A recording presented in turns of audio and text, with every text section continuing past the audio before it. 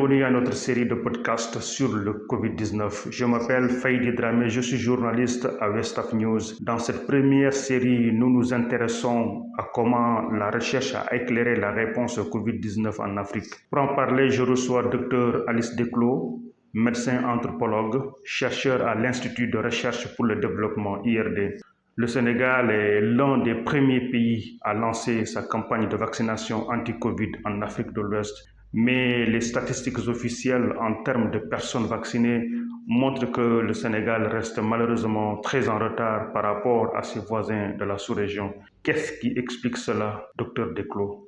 Le Sénégal a commencé plus tôt que les autres pays et donc a longtemps été dans les premiers en termes de taux de personnes vaccinées. Et après, par la suite, les choses se sont un peu complexifiées, ou disons que le Covid n'est plus perçu comme une priorité. Et au Sénégal, la demande de vaccination est faible à cause de ce nouveau rapport à la maladie qui n'est pas perçu comme une priorité.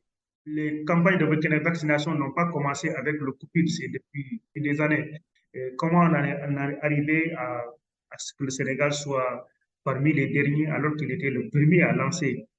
Pourquoi les Sénégalais sont si réticents? Alors, dans un premier temps, nous avons fait une enquête, hein. On a eu un projet de recherche sur qu'on appelle l'infodémie, c'est-à-dire l'importance de l'information juste ou fausse, les multiples canaux d'information, pas seulement les réseaux sociaux, mais aussi les chaînes d'information continue, les médias. Une des épidémies où on a le plus d'informations, en fait, la pandémie de Covid.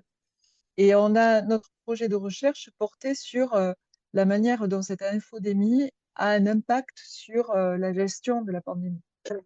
Donc on a interrogé des gens avant même qu'il y ait la vaccination et on a suivi des personnes pour les interroger à plusieurs reprises sur leurs attitudes par rapport à la vaccination. Et d'autres études d'ailleurs ont mené les mêmes enquêtes, mais avec des échantillons représentatifs, alors que nous, en tant qu'anthropologues, on est plutôt dans une approche qualitative qui permet de comprendre plus que de quantifier.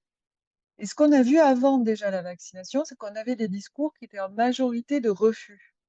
Alors de refus parce que, pour des raisons qui étaient rarement spécifiques au Sénégal, pour des raisons qu'on a trouvées dans le monde entier, disant liées au vaccin, disant que le vaccin avait été préparé trop vite, donc il n'était pas su ou pour des raisons, que certains appellent, liées à du complot.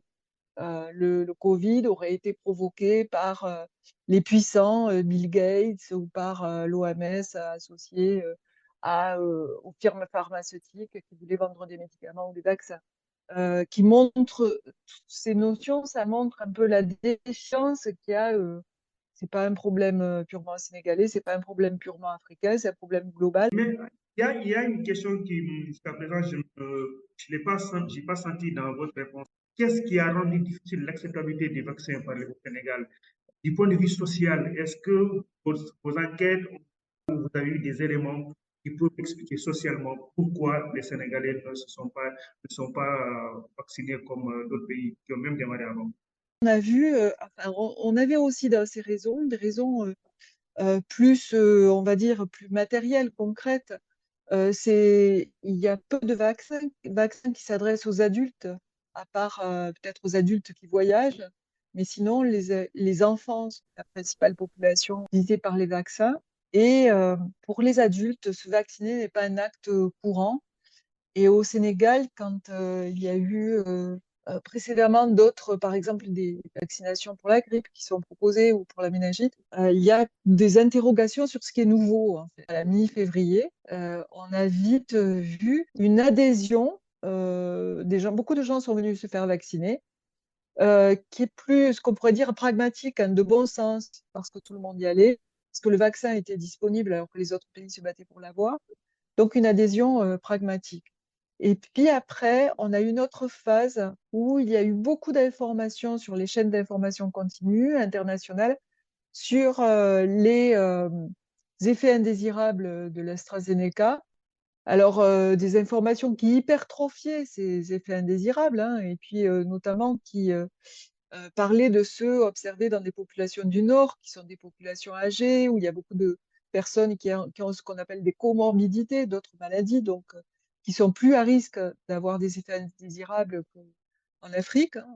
On a une population beaucoup plus jeune et en meilleure santé.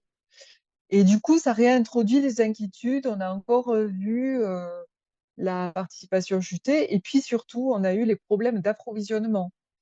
Il y a eu à ce moment-là une baisse de la demande, mais lorsqu'on a eu la vague de juin 2021, une vague qui a fait des morts, hein, avec le Delta, le variant Delta, là, on a eu à nouveau un rush de la population vers les centres de santé pour se faire vacciner. Et puis, ça s'est un petit peu bon, une fois la vague finie, la demande a été, un peu limitée. Ensuite, il y avait des difficultés pour obtenir les vaccins et finalement, les personnes qui souhaitaient le plus se faire vacciner étaient vaccinées en août 2021 et quand enfin il y a eu du vaccin ou suffisamment de vaccins pour répondre à tout le monde, en gros, ceux qui souhaitaient se faire vacciner étaient déjà vaccinés et la demande est restée dans 2 petites parties de la population, ceux qui avaient du besoin du vaccin pour partir à l'étranger et les professionnels de santé, bien conscients du risque parce que, confrontés au risque. Et du coup, après ça, on n'a plus de vague, majeure, hein, la vague, de la fin, 2021 a été une vague mineure avec, une très faible mortalité. Et du coup, la conscience du risque, elle, qui a été très vive au moment où on a eu une vague importante, bah, les gens, ils reviennent en fonction des priorités, que l'épidémie s'est éloignée. Merci, Dr Declos. Chers internautes, merci de nous avoir écoutés. Je suis Faïd Dramé, journaliste à West of News. Je recevais Dr Alice Declos, médecin anthropologue, chercheur à l'Institut de recherche pour le développement IRD, avec qui nous avons parlé de comment la recherche a éclairé la réponse au Covid-19 en Afrique. Merci et on se retrouve bientôt pour un autre podcast.